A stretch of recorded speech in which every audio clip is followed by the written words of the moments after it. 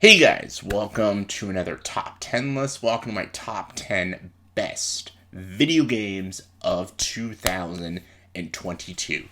And you all should know, when it comes to best, these are my personal favorite games of 2022. I haven't played every game. I'm a gamer, but I haven't played everything. But out of all the games I have played, these are my 10 favorites. And I know might as well should just be called top 10 favorites, but best just sounds better. So these are the 10 games out of 2022 that I enjoyed the most. And just, it gave me all that, what I wanted from these games and stuff. I thought last year was better.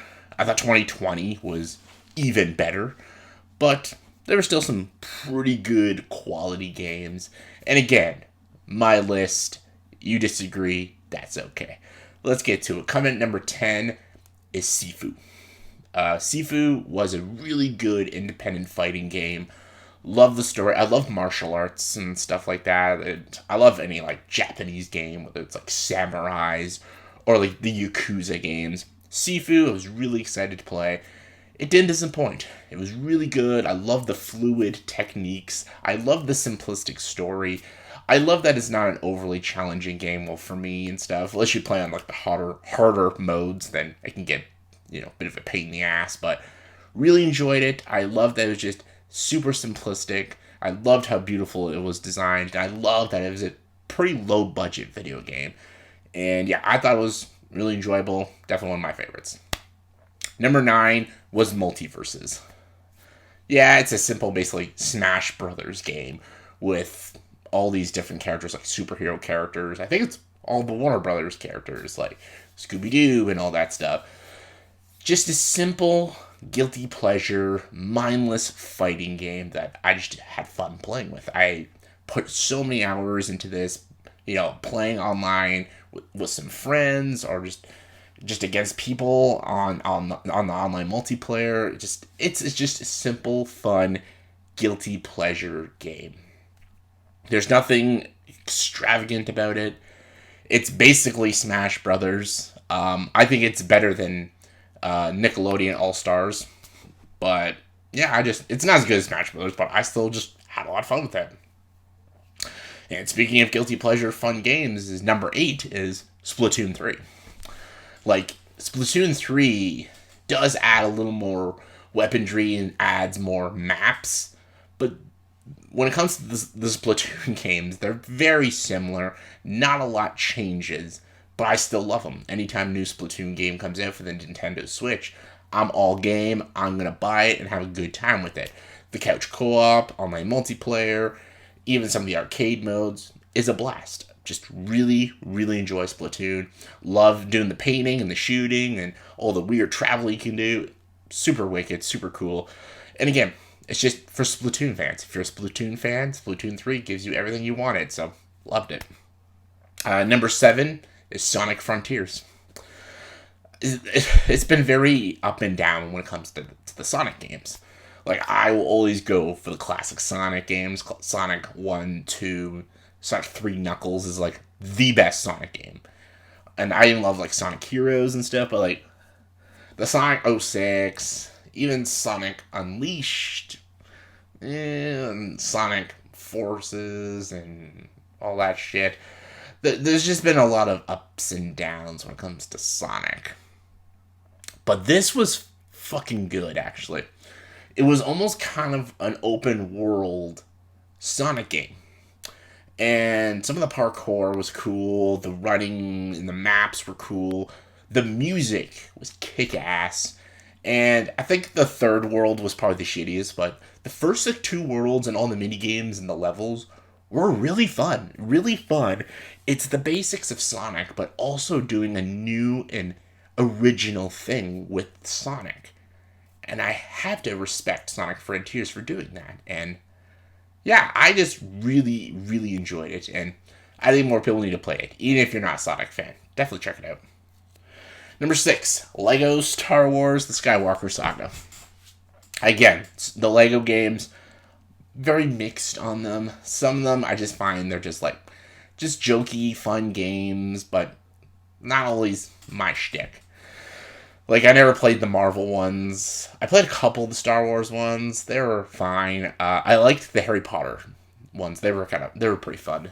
But I played this and I had a lot of fun with it. I loved the story. I thought it was super funny. Had a great sense of humor, and it was just so straightforward and just so fun, and entertaining that I just barely I could barely put it down when I was playing it, and I think it did its job well. It's a Lego game. It's a Star Wars game, and it was solid.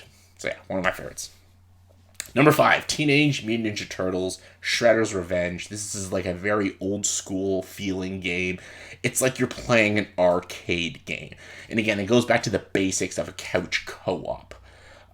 Really enjoyed it. I loved the levels. It felt like I was playing like the Simpsons arcade games or the Tekken arcade Mortal Kombat games or like even the old school Ninja Turtle arcade games. It feels like you're playing an actual arcade game on your PlayStation system, and it's so fun. You get to play as any of your favorite Ninja Turtles and go around each levels, kicking ass, beating bosses, eating pizza. What's not to love? Go Ninja, go Ninja, go. Number 4 is a game I did a whole video on, and that's Stray. I did a whole video on it. Don't need to talk about it. It's the best independent game I've played in a long time. Was it Annapurna Productions did a phenomenal job. I love the story of this cat in this dystopian world with this little robot trying to find out what happened to the humans, what happened to the robots, what is going on. And the more you unravel the mystery, the more interesting it gets. It's breathtaking, beautifully done. Great atmosphere, fantastic music, great characters. Absolutely loved it. Cannot wait to see what more these game developers have to create. Like, I love to see the makers of Stray do like a AAA title. Super excited. Number 3, God of War Ragnarok. This is going to be everyone's number 1. For good reason. It's a solid game. Haven't beat it yet, though. Sorry, just haven't beat it. I have a lot on my plate now. I'm pretty far into it, but haven't beat it yet. It's great, though. Kratos, fantastic. Him and his son still have a great relationship. The bosses are great. There's more bosses. There's more world building. There's actually more of a sense of humor in this movie. It's visually perfection. Is it better than the 2018 one? Don't know yet. As of now, it's like, I still think the 2018 one is a dash better, but this one is solid, and I need to finish it. But as of now, fantastic. Number 2, people are going to kill me for this. I don't care, though. Call of Duty Modern Warfare 2. I don't give a fuck. I don't give a shit. I know there's some Call of Duty haters out there. That's fine. That's fine. I don't give a fuck. I love Call of Duty. And this Modern Warfare 2 is really good. It's super solid. Love the campaign. It's top 3 best campaigns. The first, Call of Duty 4 Modern Warfare, is the best campaign. 2019 Modern Warfare is the second best campaign. This is the third best campaign. Super solid, gripping story, brings a lot of classic characters back. Loved it. The online multiplayer is fantastic. The Spec Ops, almost at its best. Just, it's Call of Duty, and I'm always particular when it comes to my Call of Duty. I hated Vanguard. Couldn't stand it. But Cold War, I thought it was underrated. I really enjoyed it. This one, amazing.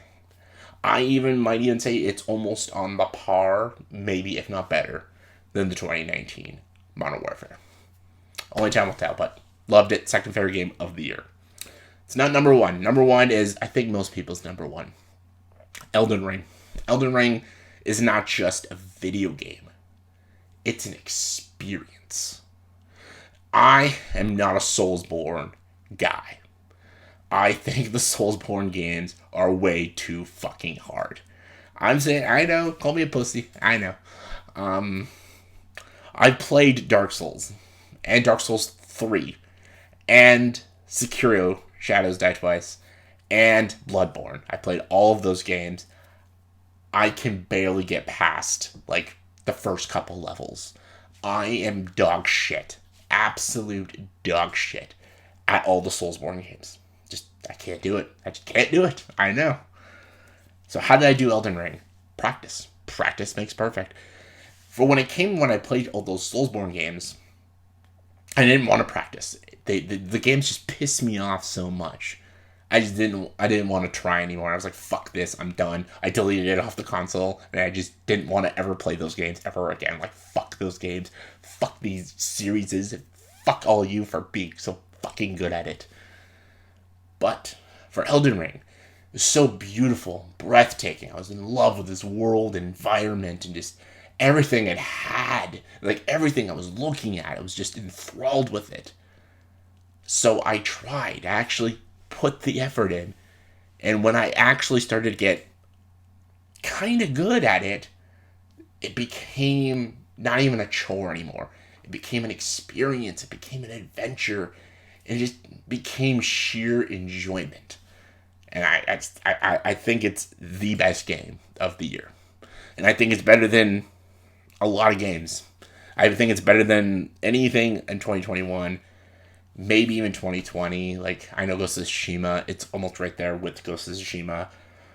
But after playing Elden Ring, I actually want to go back and play some Soulsborne games. Because I'm like, hey, if I can do it, if I can beat Elden Ring, maybe I can beat a Demon Souls or a Bloodborne or a Dark Souls. Who the fuck knows? But this game made me a Soulsborne fan. It actually gave me confidence to even play those games. So that gets an even bigger bonus. But Elden Ring, Game of the Year, best game of 2022. So yeah, that was my top 10 best video games of 2022. Let me know in the comments below if you agree or disagree with this list, and give me your guest top 10s. Comment below, let me know. And as always, if you like this video, please subscribe to this channel and join the dark side.